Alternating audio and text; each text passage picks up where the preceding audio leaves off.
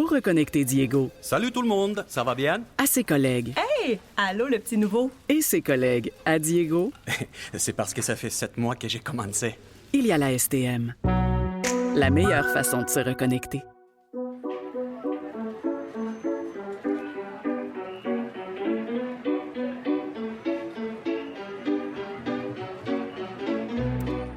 Bonjour tout le monde, ici Marjorie Théodore au micro.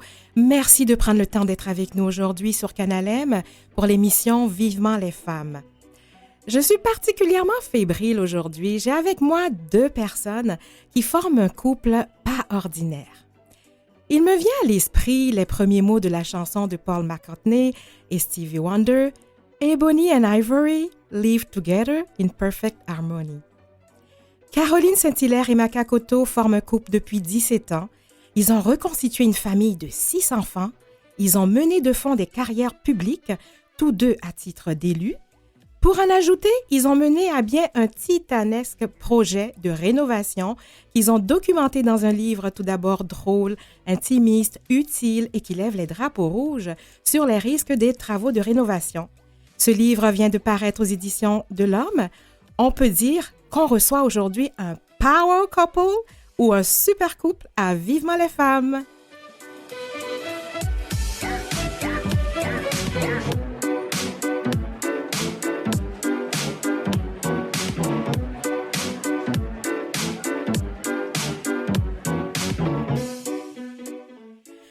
Bonjour Caroline Saint-Hilaire.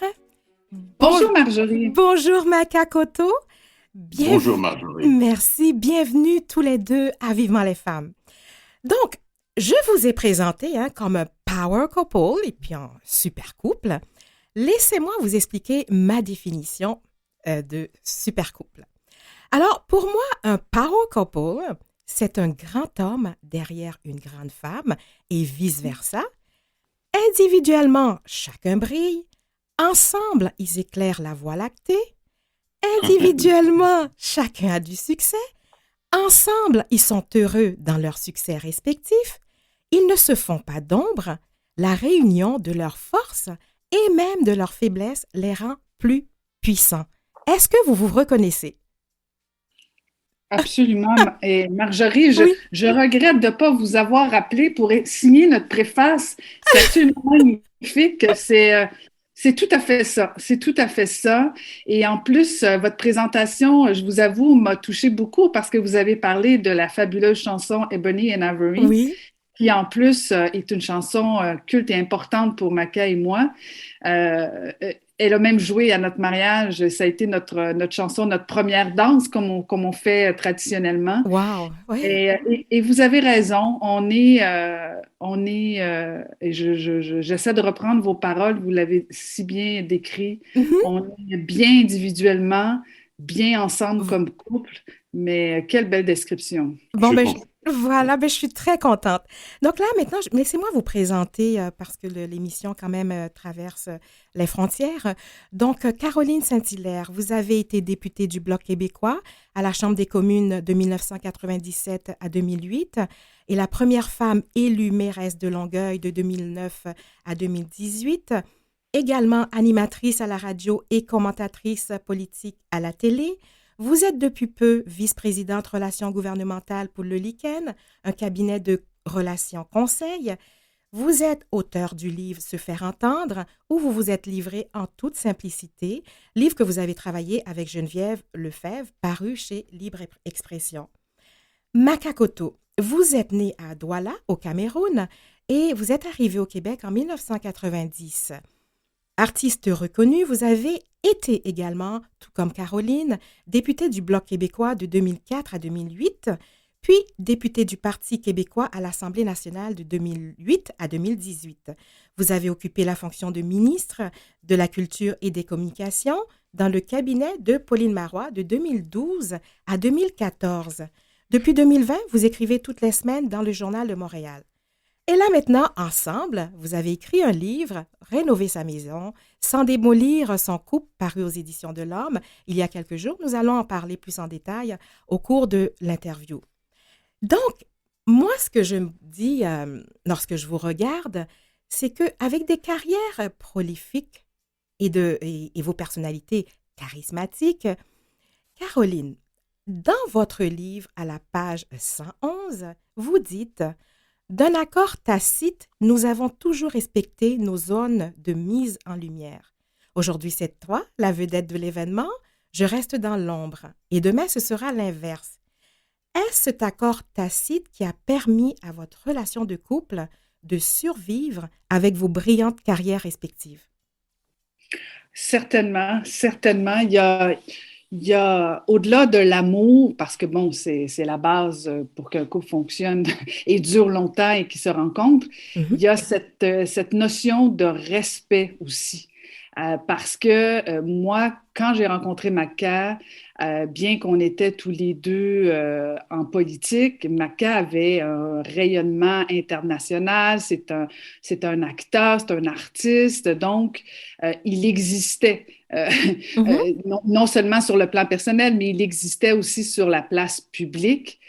Et j'ai toujours respecté ça, admiré ça et jamais voulu éteindre cette passion, cet élan qu'il avait.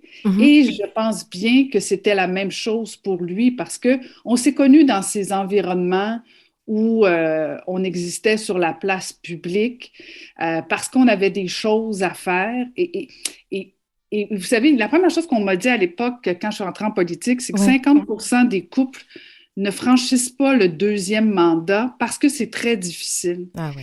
Et je pense que c'est la force du couple qu'on forme, Maca et moi, c'est cette compréhension de ce que fait l'autre, de l'utilité de ce qu'il fait, ce qu'elle fait. Et je pense que ça compense pour tout le reste qui, des fois, bon, comme n'importe quel couple, là, c'est pas parfait, c'est pas un long fleuve tranquille, mais il y a cette compréhension-là. Oui, oui. Donc, je poursuis. Maca, vous avez décidé, les deux ensemble, de vous engager dans une relation où toutes les différences y étaient. Couple mixte, différences culturelles, famille recomposée, éducation différente, hyperactive, mais je sais que Caroline aime mieux femme d'action, et vous, calme et réservé. Est-ce qu'à un moment donné, vous avez pris conscience de tous ces degrés de difficulté que vous devez surmonter? Je pose la question à Maca.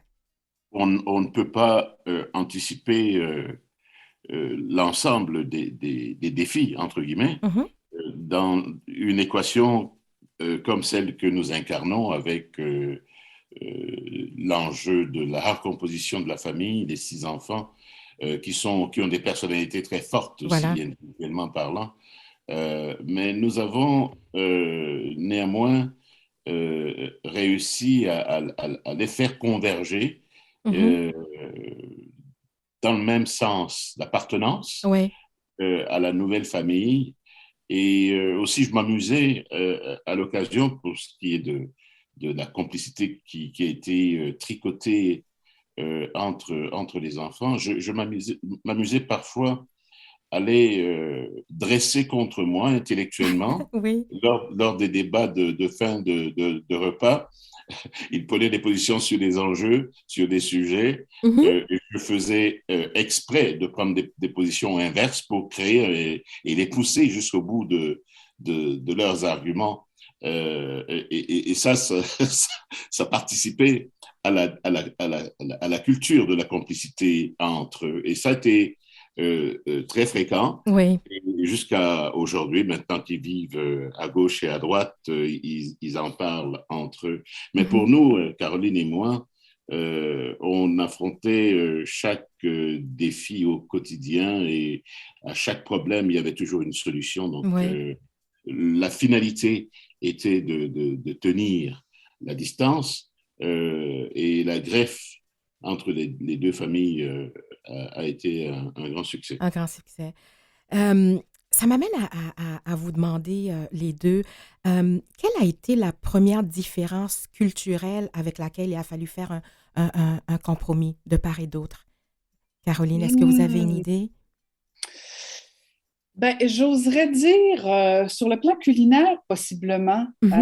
Étonnamment, en fait, c'est ce qui me vient à l'esprit.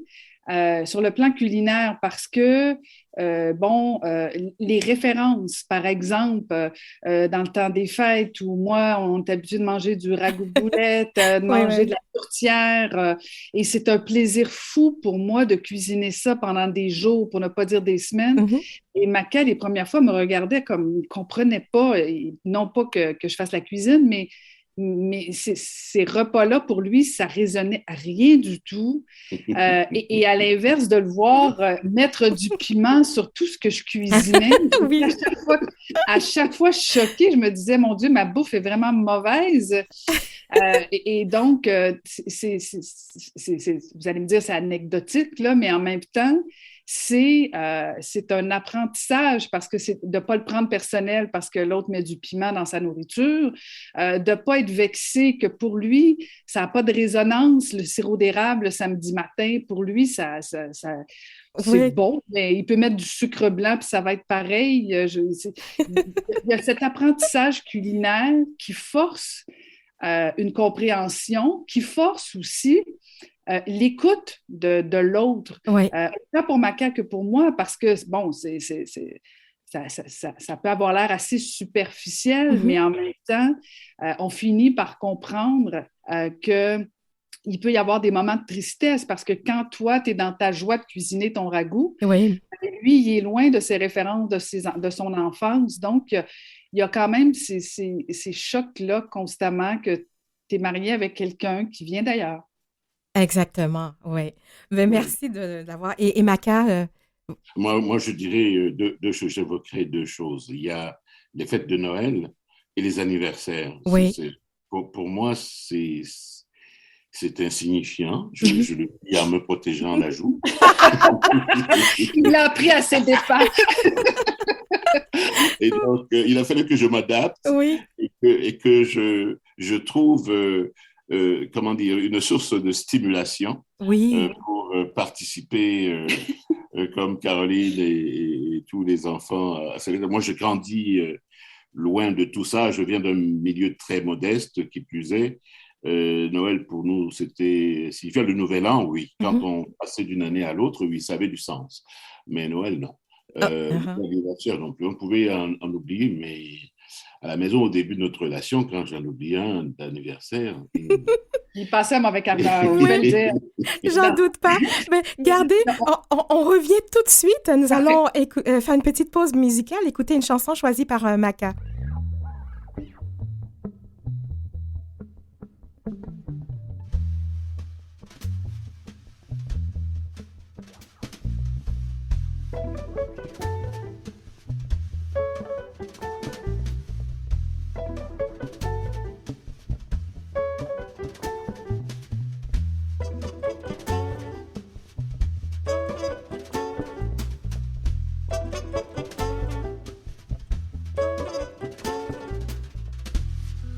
Njimo ewandu tuenge langweyamba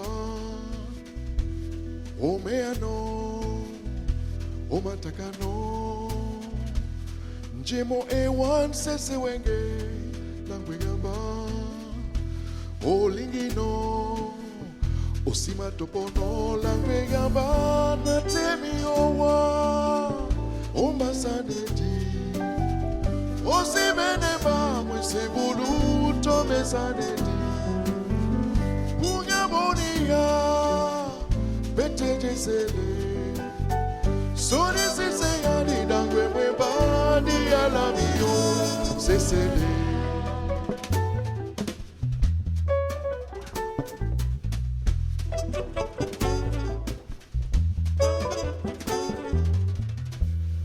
Misoni mi masuleye wa umiso Memba dotu ojene Memba sese Yala bandolo walisanewa O seya si seya Besoka bandolo langweyawa O seya si seya O seya sono seya Si seya bebe na mabunya bodia jese Yenge mandolo olonge yawa O seya si seya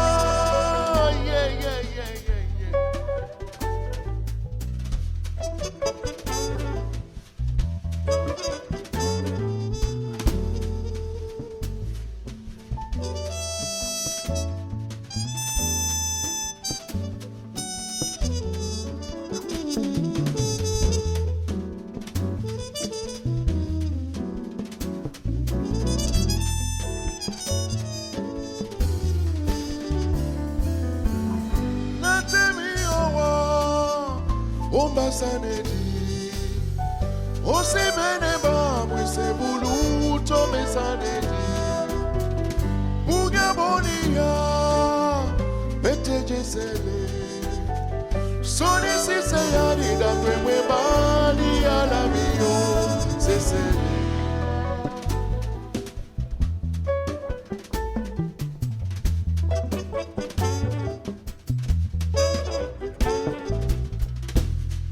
Nama puselena na makandane olangwegawa nana toniwa nana kiyewa na membapena na yokibe jita swaluke ndena toniwa na mabowandewa chikandolo osilingae la kisemba osilingae kwalisane somba bise somba na otoniba na okiyemba kwalisane somba bise somba na otoniba na okiyemba. Je poursuis avec mes invités, Caroline Saint-Hilaire et Maka Koto, couple phare et inspirant. Maka, pourquoi avoir choisi cette chanson et puis qu'est-ce qu'elle raconte? Mais c'est une chanson qui a été écrite, composée, interprétée par un ami d'enfance qui fait une brillante carrière en Europe et en France particulièrement. Il s'appelle Étienne Mbappé. Il est né au Cameroun à Douala. On a grandi dans le même quartier, même collège. Et quand il m'a envoyé ce titre-là, il y a quelques années, il me rappelait que c'est, parce que j'ai 3 ans de plus que lui, que c'est sur mes conseils et mes encouragements qu'il a tenu tête à ses parents. Je vois. Il ne le voyait pas devenir un saltimbanque et qu'il est devenu ce qu'il est devenu aujourd'hui, un grand musicien. Et la thématique de la chanson cadre parfaitement avec les circonstances du moment. Une guerre en Ukraine, ça parle d'empathie, ça parle de compassion. Et au sens large, au sens individuel, c'est la main tendue à toute personne qui est isolée, qui est prise aux prises avec la solitude. Genre de version en Douala de Stand By Me. Ah, d'accord, je vois. Ben merci, une très belle découverte. Ça m'amène à vous poser la question, dans votre couple, c'est différent, il y a tout de même quelque chose qui vous unit, c'est l'allégeance politique. Donc, j'aimerais vous poser la question, votre couple aurait-il été durable ou même possible si vous n'aviez pas eu les mêmes allégeances politiques?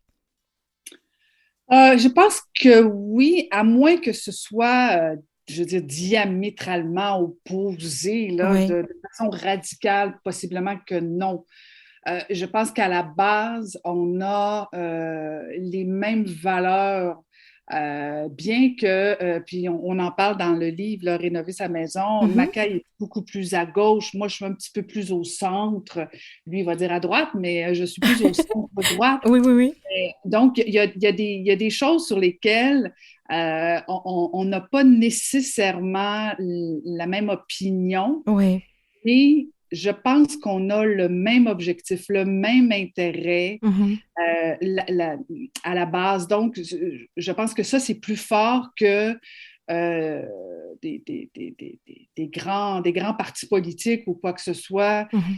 Bien sûr, on était au Bloc québécois, on avait essentiellement les mêmes opinions sur plein d'enjeux, mais sur beaucoup d'enjeux, on ne pensait pas nécessairement pareil. Dans le fond, notre couple, ça ressemble un peu à un caucus de partis politiques. On débat. Des fois, on débat à l'interne, mais on finit par déterminer une position commune de couple. Et donc, sinon, on reprend les échanges un petit peu plus tard. Oui. C'est une richesse que de ne pas être sur la même longueur d'onde sur tout et pour tout. En effet. C'est un enrichissement. Et moi, je n'ai jamais eu de difficulté avec ça parce que fondamentalement, je n'aime pas la partisanerie. Je déteste. Oui, c'est ce que j'ai vu, c'est très tordu. et j'ai jamais été à l'aise là-dedans. Et c'est d'ailleurs pourquoi, parfois, quand on me demande est-ce que tu as aimé ça, faire la politique, je dis j'ai aimé servir les gens, prendre soin des gens, des femmes, des enfants, des familles en tant que député. J'ai aimé faire le travail de député dans le cadre des commissions parlementaires ou des comités parlementaires pour ce qui concerne Ottawa. Je suis plus sur le mode conciliation. Et quand j'ai en face de moi quelqu'un qui ne pense pas comme moi, je l'écoute. Je veux savoir ce que je ne comprends pas. Et à partir du moment où il y a un argumentaire qui tient la route, OK, je prends cela en considération et j'enrichis ma propre position en conséquence. Oui, je vois. Maca, je continue avec vous. Caroline parle ouvertement dans son livre du racisme de son père, qui lui-même, qui avait même averti Caroline de ne pas ramener un nègre à la maison. Lorsqu'elle vous en a parlé, qu'avez-vous pensé? Ah ben, j'ai ri. Oui? Ah oui, d'accord. Oui. J'ai éclaté de rire parce que je connais les fondements de tout ça. C'est ça. Pour avoir voyagé un peu partout, pour avoir vécu dans un pays où on compte une diversité d'ethnies qui ne se sont pas toujours entendues, mais j'ai eu l'opportunité de passer 6 années dans un pensionnat de jésuites parce que je me destinais au métier de prêtre au départ. Et vivre dans la diversité, ça permet d'être témoin de ce genre de posture. Le tribalisme, qui est pire que le racisme, qui est le cancer de l'Afrique en général, je l'ai connu. Donc, nous, au sein du collège, nous apprenions justement à dépasser j'appelle ça des émotions. Ce sont des émotions. Face à l'inconnu, on a souvent cette posture de « je ne veux rien savoir de ça ». Donc, moi, avec l'expérience, ça m'a juste fait rire. Et je voulais rencontrer le père de Caroline. Et quand on s'est rencontrés dans un café, au bout d'une heure, mettons 2 heures d'échange, de discussion, on était devenus les meilleurs amis du monde. Et plus personne ne pouvait dire du mal dans mon dos et qu'il soit témoin sans réagir, parfois même violemment. Ah oui.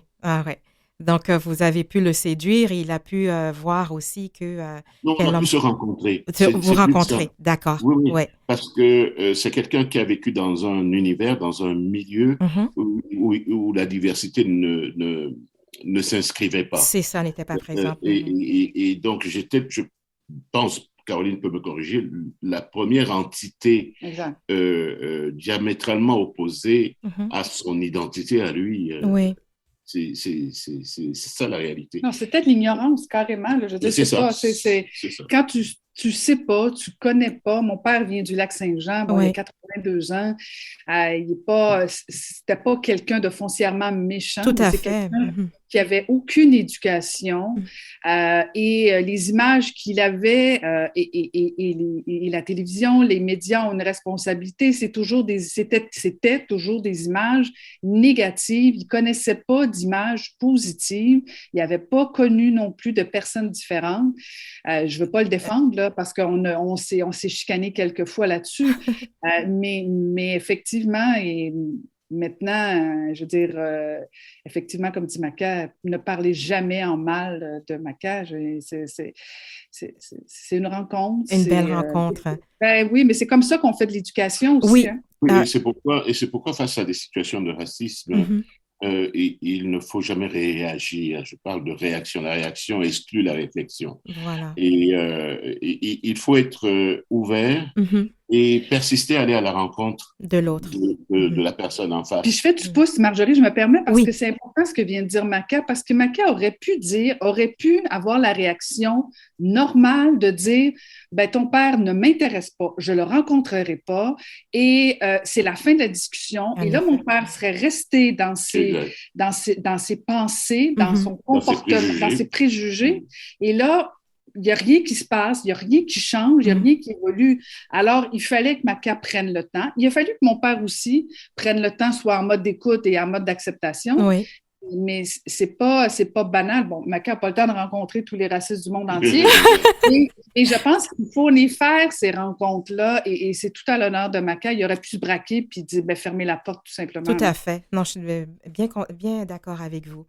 En lisant vos deux livres, hein, ce que l'on retrouve dans vos livres, c'est cette admiration l'un pour l'autre et qui perdure parce que ça se ressent aussi lorsqu'on vous voit et lorsque vous parlez.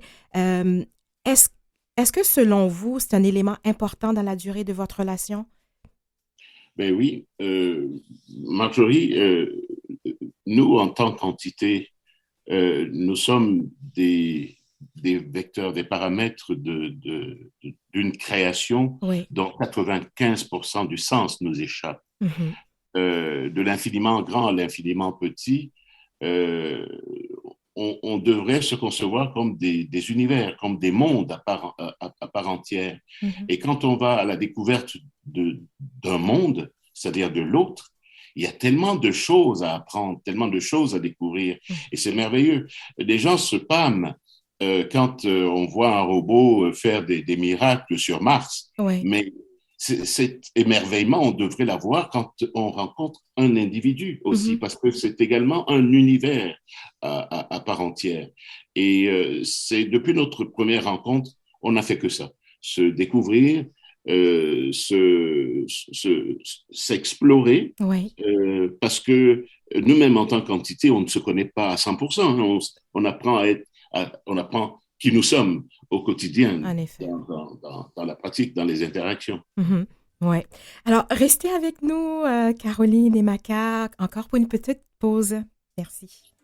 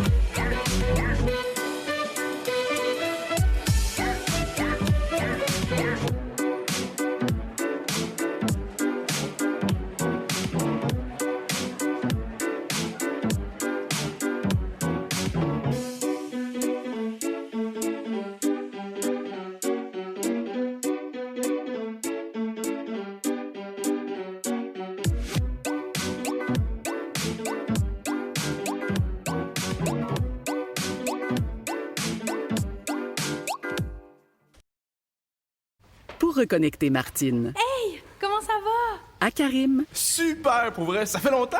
Et Karim, à la bibliothèque. Oups, excusez. Il y a la STM. La meilleure façon de se reconnecter.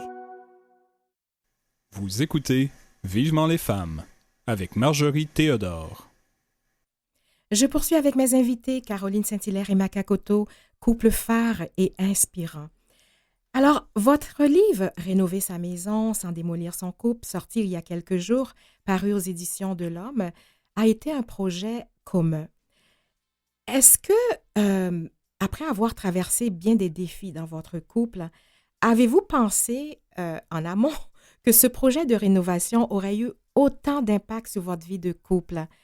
Je pose la question à Caroline. Pas vraiment, pas vraiment. En fait, on avait quand même rencontré, consulté, échangé avec des gens qui avaient rénové. Mm-hmm. Bon, puis on avait entendu des histoires d'horreur, on avait entendu des belles histoires, mais je pense pas qu'on avait imaginé, anticipé que ça pouvait, premièrement, être une catastrophe sur le plan des rénovations, que ce serait difficile sur le plan du couple, bien que, franchement, on a eu quelques bas, quelques hauts durant ces rénovations-là au niveau du couple, mais somme toute, ça a été quand même pas si pire, disons ça comme ça. Ça aurait pu être pire, fort probablement grâce justement à cette maturité de couple qu'on a bâtie au cours des années. cette notion de respect, cette notion de communication aussi qu'on a développée au cours des années. Puis c'était quand même un projet qui devait à la base durer quelques semaines, qui finalement a duré 20 mois à cause de plein de raisons. On explique les raisons pendant à peu près 200 pages dans notre livre. Puis avec la pandémie en plus. Donc, pour faire une réponse courte, oui. Non. Oui, non, hein? Donc, moi, ce que j'ai quand même qui m'a interpellée, c'est vos enfants, alors les 6 enfants, qui vous recommandent de rénover au lieu de vendre. J'aimerais savoir qu'est-ce que vous avez ressenti, parce qu'il y a quand même quelque chose d'une réussite familiale, de cohésion familiale. Oui, ils nous ont amenés à faire une mise au point que nous étions à des années-lumière de vouloir faire. Occuper l'un l'autre, on y allait dans la facilité au départ. Mais effectivement, cette maison est l'endroit où ils ont bâti leur identité, l'endroit où ils ont bâti leur complicité, leur fratrie. Et aussi, il fallait de notre côté se rendre à l'évidence qu'on y avait beaucoup de souvenirs marquants. Nous nous sommes mariés là. Et nous avons eu beaucoup de joie de nous retrouver dans cette maison systématiquement après des semaines de fous dans des parlements ou à la mairie en ce qui concerne Caroline. Oui, ça valait la peine, ça valait le coup. Sur la balance, c'est ce choix qui a pesé lourd. Oui, il y avait beaucoup de souvenirs, de mémoire. Puis, alors, à la page 66 du livre « Rénover sa maison sans démolir son couple », vous nous partagez ceci. Au fil de vos années de complicité, vous avez appris à vous faire confiance et à écouter l'intuition de l'autre. Est-ce que c'est quelque chose que vous cultivez constamment au sein de votre couple? Oui. Pour notre couple et sur le plan individuel, les deux, on a de fortes intuitions. Bon, je dirais que la mienne est meilleure, là, mais moi, je ne compense pas le rationnel. Oui, c'est ça. Mackay a une forte intuition, mais effectivement, son rationnel, des fois, l'amène à oublier ou en tout cas à tasser son prendre intuition. le dessus. Prendre le dessus. Des fois, il essaie de prendre le dessus aussi de mon intuition, mais je pense, je ne veux pas parler pour lui, mais j'en ai une très, très, très forte et elle m'a habituellement toujours bien servi, bien guidée. Et ça, ce qui est intéressant aussi, c'est que les deux, on le sait que l'autre a une intuition forte et compte tenu du fait qu'on sait qu'on en a une forte aussi personnellement, on est capable de dire, OK, je ne comprends pas exactement ce que tu veux faire, mais compte tenu que tu as l'air d'avoir une réelle intuition de motivation, je te suis. Je ne comprends pas, mais je te suis. Parce que, habituellement, quand je vais parler pour moi, si j'ai une intuition, une idée ou quelque chose que je pense que je devrais faire pour X, Y raison, Mackay va me poser des questions rationnelles pour challenger mon intuition, mon idée. Mais si à un moment donné, je manque d'arguments rationnels, que je suis toujours motivée par cette intuition, jamais il va me freiner parce qu'il sait, un, il ne sera pas capable. Deux, il sait que si j'ai cette intuition-là en moi qui est si forte, même si elle n'est pas rationnelle et que je suis incapable de l'expliquer rationnellement, il va m'aider, il va me pousser plutôt que de me ralentir. Oui, je vois. Et Caroline s'est rarement trompée pour faire le point là-dessus. Extraordinaire. Vous avez choisi d'écrire ce livre à la 3e personne. Donc, je m'attendais à que vous employiez le jeu, mais c'est à la 3e personne. Pourquoi c'est un choix éditorial? C'est un choix? On a créé un rédacteur qui s'appelle, enfin, que nous avions qualifié, parce qu'on ne l'a pas spécifié dans le livre. Oui. Nous l'avions qualifié Ma-Caroline, il s'appelle Ma-Caroline. D'accord, oui. Donc, le regard qu'il posait dans ce récit était un regard qui se voulait objectif. Mais à côté de cela, Caroline ou moi avions de temps en temps besoin de mettre notre grain de sel particulier dans ce que racontait Ma-Caroline. Et c'est ce qui donne le résultat que nous avons aujourd'hui sous les yeux, avec des bulles qui interviennent de temps en temps dans le récit que rapporte le narrateur. Oui. Parce qu'en fait, Marjorie, c'est un livre qu'on a vraiment écrit à 4 mains. Donc, il fallait trouver une façon que les deux puissions nous exprimer sur les sujets. Oui. Et c'est pour ça que le je ne fonctionnait pas, ou le nous, parce que même si on a vécu les rénovations, les deux en même temps, oui. De toute évidence, on ne les a pas toujours vécues de la même façon, on n'avait pas toujours le même regard. Et c'est un peu comme ça que l'idée est arrivée de dire, OK, on va avoir un narrateur neutre qui va raconter ce qu'on a vécu, et en permettant que moi j'intervienne, que Maca intervienne, chacun à des moments où soit qu'on n'était pas d'accord avec le narrateur, ou on avait envie de pousser quelques idées un petit peu plus loin. Oui. C'est pas de la schizophrénie, c'est de la trisophénie. Exactement. Mais je dois vous dire que c'est très intéressant. C'est juste que dans les premières pages, ça nous déstabilise un peu, et puis après ça, hop, on rentre dans le corps, dans le contenu. Donc, alors, puis je voulais vous poser cette question-là. J'aimerais savoir, est-ce que avoir autant mis d'énergie dans les rénovations, est-ce que vous souhaitez que cette maison que vous avez choisi d'habiter reste pour la pérennité? C'est un souhait. C'est un souhait, d'accord. Oui. Un souhait. Puis de toute façon, Maca l'a bien dit tantôt, il y a tellement de souvenirs. Oui. On a encore des choses à vivre ici. Juste le fait qu'on n'a pas encore réuni toute la famille depuis la pandémie. Oui. On n'a pas encore eu la joie, le bonheur d'avoir les 6 enfants et les petits-enfants. Tous en même temps, là. C'est arrivé qu'il y en ait 1 ou 2 à la fois, mais jamais les 6. Et donc, on ne peut pas se débarrasser de la maison tant qu'on n'aura pas été au moins réunis tout le monde ensemble, ça c'est certain. Mais le souhait, c'est que maintenant qu'on l'a mis un peu, non seulement au goût du jour, mais qu'on l'a rendu confortable pour pouvoir y vieillir ici, ben, c'est un peu ça le souhait là, qu'on a fait. Mais nous ne sommes pas maîtres du destin. Non. Le maître des horloges, c'est pas nous. Oui. Alors, avant d'aller à la petite pause, j'ai une petite question rapide. Est-ce que, je sais que vous aviez eu 6 enfants, famille reconstituée, est-ce que vous avez pensé avoir des enfants ensemble?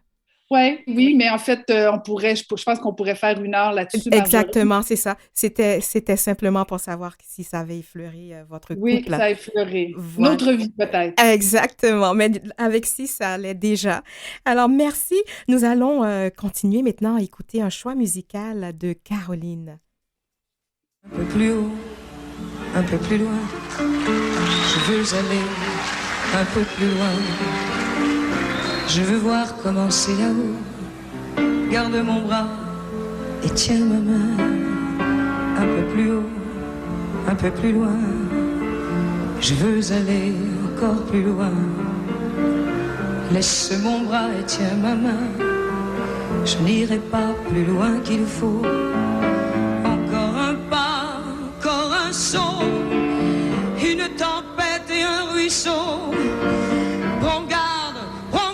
C'est ta main, tends-moi là-bas, je reviens, encore un pas, un petit pas, encore un saut et je suis là, là aussi je ne tombe pas, non j'y suis, je ne tombe pas, c'est bon, c'est bon. Tu voyais le monde au fond là-bas. C'est beau,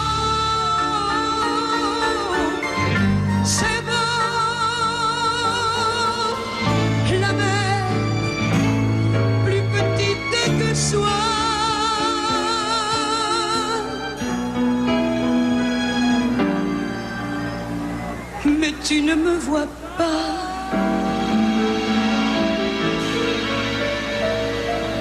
Un peu plus loin, un peu plus seule. Je ne veux pas être loin toute seule.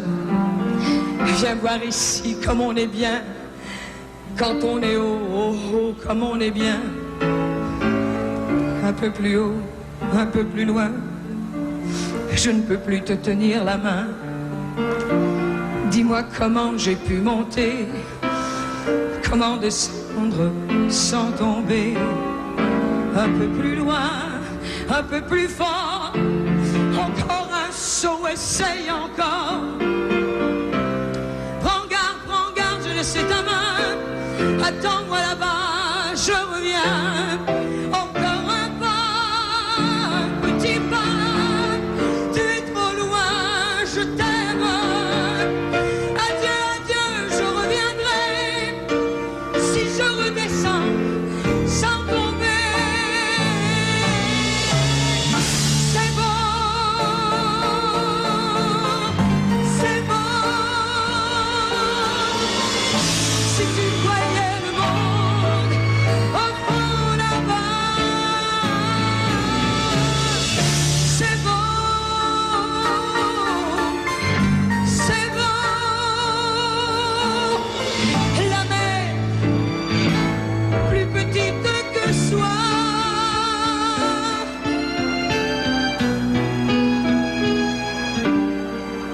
Mais tu ne la vois pas. Un peu plus haut, un peu plus loin. Je vais aller encore plus loin. Peut-être bien qu'un peu plus haut, je trouverai d'autres chemins. Un peu plus haut, un peu plus loin. Je vais aller encore plus loin. Peut-être bien qu'un peu plus haut, je trouverai d'autres chemins. C'est bon, c'est bon. Si tu voyais le monde au fond là-bas, c'est bon, c'est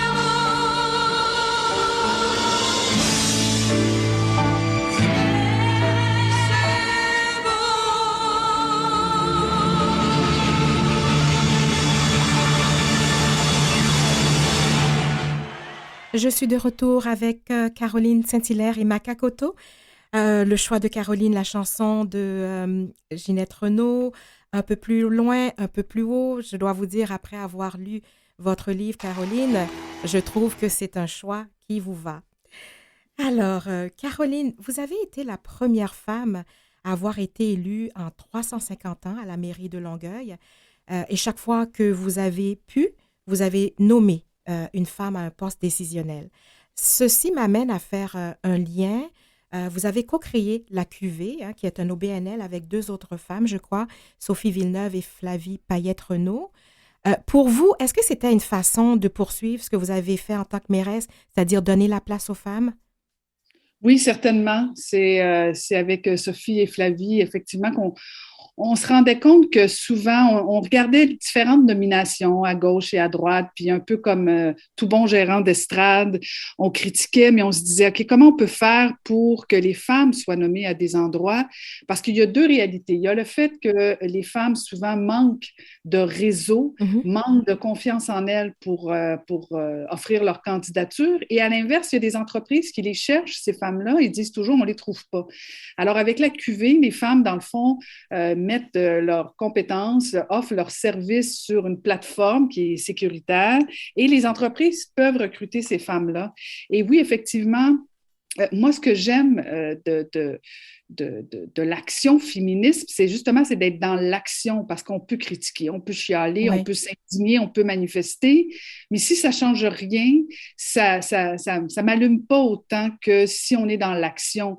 Alors, je peux bien dire que je suis féministe, mais quand je suis au pouvoir, si j'ai une occasion de nommer une femme puis je le fais pas, ben, mon féminisme vaut pas grand-chose. Et à l'inverse, quand j'ai des idées pour justement faire en sorte que des femmes puissent avoir de la place, prennent leur place, ben, je m'inscris plus dans l'action, justement, de changer les choses. Et c'est dans ce sens-là que on parlait de politique tout à l'heure, parce qu'on parle beaucoup de politique partisane, mais il y a d'autres façons aussi de faire de la politique. Et quand on fait de ce genre d'intervention-là, je pense qu'on contribue très modestement, là, mais on fait chacun une petite part, puis je pense que ça peut changer des choses tranquillement. Maca, on parle de l'aide donnée aux femmes. Bon, c'est sûr qu'il y a des organismes et puis on tend à vouloir briser le plafond de verre. On parle de violence conjugale, leadership au féminin. J'aimerais vous poser, à vous, Maca, si vous aviez à mettre un organisme sur pied dédié aux hommes, selon vous, qu'est-ce qui manquerait pour aider les hommes? Ce qui manquerait, c'est justement cette prise de conscience à l'effet que l'homme, comme la femme d'ailleurs, est le produit d'une femme. Moi, j'ai eu le bonheur de grandir au milieu de femmes. J'ai une mère adorable et aimante. J'ai eu une grand-mère tout aussi aimante et adorable, une arrière-grand-mère tout aussi adorable et aimante, et j'ai 3 sœurs. Donc, vous voyez, j'ai grandi avec cette conscience que je suis dual, et j'assume cette dualité qui s'inscrit dans la sensibilité. Je n'ai pas de prédisposition au machisme, et ma mère, mes grands-mères, mes sœurs ne m'ont pas orienté là-dedans. Et n'eût été de ma mère, je ne pense pas que j'aurais eu la chance de vivre l'expérience humaine que je vis sur Terre en ce moment. Voilà, en gros.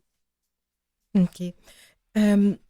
Vous avez, Caroline, vous êtes depuis peu présidente relations gouvernementales pour le Lichen. Puis, c'est un poste assez récent. Et vous, Maca, que faites-vous maintenant? Je sais que vous écrivez dans le Journal de Montréal. Que faites-vous ou qu'est-ce que vous avez envie de faire prochainement? Ce que je fais en ce moment, j'écris parce que j'ai décroché de la politique active. Donc, ça m'a rendu ma liberté. C'est tellement agréable au bout de 14 années de sacerdoce politique. Je travaille sur des projets. Il y en a 2 qui sont... je ne peux pas en parler parce que j'ai signé un document là-dessus. Je suis revenu à mes premières amours, les arts.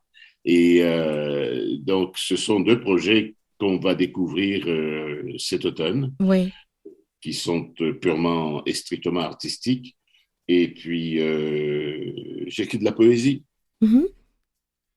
Vous entendrez parler de lui bientôt. Bientôt, bon, c'est ça. Alors, on ne va pas pousser la curiosité plus loin, on va rester sur notre fin. Donc, alors, voilà. Mais c'est vraiment... C'est très bien. Je fais un lien aussi à ce que vous avez dit tout à l'heure, Maca, pour revenir. L'aide qu'on pourrait amener aux hommes, ce serait cette prise de conscience. Est-ce que, selon vous, on n'en fait pas assez pour les hommes? Selon moi, pas assez parce que la société dans laquelle nous vivons, les espaces de vie dans lesquels nous vivons sont imprégnés par des marques masculines. La société, c'est pas pour rien qu'on a des mouvements féministes, on a des revendications féministes et tout ça. S'il n'y avait pas de problème, il n'y aurait pas de revendications. La vie serait normale et tout le monde serait en lien harmonieux avec l'altérité qu'est le féminin. Mais c'est parce qu'il y a des problèmes. de ce côté-là que des batailles, des causes sont encore à soutenir. L'éducation des garçons, ça commence très tôt, hein, et doit se faire avec cet input qui doit être ramené sans arrêt. Nous sommes des enfants d'une femme ou des femmes. Mm-hmm. Et on ne peut pas être, disons, dans la vie sans cette reconnaissance du ventre. Parlant de ventre, on vient de ce ventre-là.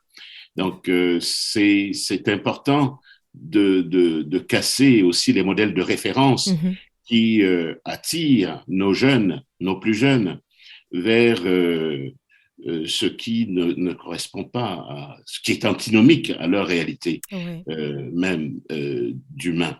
Donc, c'est l'éducation, ça passe par là. Et éduquer les jeunes garçons à assumer ce qu'ils sont, c'est-à-dire des produits nés d'une femme. Oui, en effet. Et ça viendra casser énormément d'attitudes, de postures que l'on peut voir à travers le cinéma, que l'on peut voir à travers des cours d'école. Et ce serait déjà un grand pas. Si ce travail n'est pas fait rigoureusement, sérieusement, ben on assistera encore et encore à des situations d'agression de toutes sortes, déclinées dans tous les domaines de l'activité humaine. Mm-hmm. Voilà.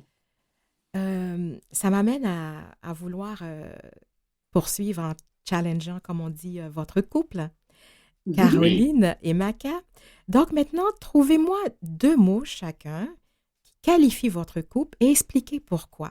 Alors, je laisse le premier commencer. Allez-y. OK, je peux commencer. Vas-y. Oui, je vais y aller. Bon, mais déjà, à la base, c'est la fondation, c'est l'amour. L'amour. L'amour, pourquoi? Parce que on a du respect l'un pour l'autre, on a une profonde affection l'un pour l'autre, et nous ne sommes pas 2 dans le couple, nous sommes 3. C'est-à-dire, il y a Caroline, il y a moi, et puis il y a nous 2. Et vous l'avez bien... Marjorie a eu peur. J'allais dire, vous avez toutes les recettes pour réussir. Hein?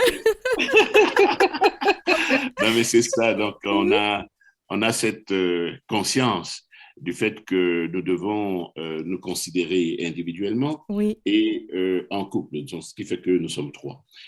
Ça, c'est pour l'amour. Et puis, l'autre mot, ce serait, disons, la complicité. On en a parlé. On n'a même plus besoin de se parler. On devine ce que pense l'un l'autre devant X situation. Il nous faut juste un échange de regards pour savoir exactement ce qu'on a au fond du cœur. C'est ça la complicité. Maka, c'est maintenant que les soirs de pleine lune, il ne me parle plus. C'est ça. Et pour vous, Caroline? Je parlerai d'admiration. Moi, j'ai beaucoup d'admiration pour Maka. Quand j'ai vu son pays natal, de voir d'où il vient, je pense que ça a changé beaucoup ma relation avec lui. On a une profonde admiration un pour l'autre, je pense, à différents degrés, différents niveaux. Ça, je pense que ça aide parce que juste l'amour, c'est bien, c'est fondamental, mais à un moment donné, surtout après 15 ans, à un moment donné, il faut que le couple s'élève un peu, puis je pense que ça, l'admiration, ça fait que l'amour reste toujours là, en tout cas reste toujours vivant. Ça nourrit. Il y a certainement l'humour aussi, je pense qu'on a... surtout moi, je suis vraiment drôle, mais il y a une... Parce que, bon, je pense que tout le monde connaît Maka. Il est sérieux, il peut être très sérieux et très profond. Mais il est capable d'autodérision. On peut rire. En fait, on arrive à rire de beaucoup de choses, et notamment en pleine pandémie, notamment pendant les rénovations, Oui. pendant qu'on est en pleine guerre, ben, on arrive quand même À rire rire. de nous deux. Oui, tout à fait. C'est ce qui ressort dans votre livre. Donc, c'est déjà tout. Merci à Caroline Saint-Hilaire et Maka Koto. Vous vous êtes livrés avec une belle générosité de cœur. J'apprécie beaucoup. Continuez à nous inspirer en tant que couple, mais également en tant que personne. Rappelons la sortie du livre Rénover sa maison sans démolir son couple, que co-signe le couple inspirant Caroline Saint-Hilaire et Maka Koto, paru aux Éditions de l'Homme. Ceci met fin à notre émission. Merci à toute l'équipe. Mathieu Tessier à la mise en onde, Line Roy à la recherche, Jean-Sébastien Laliberté, chef de diffusion technique. Un plaisir d'avoir été avec vous. Ici Marjorie Théodore qui vous donne rendez-vous pour d'autres belles rencontres.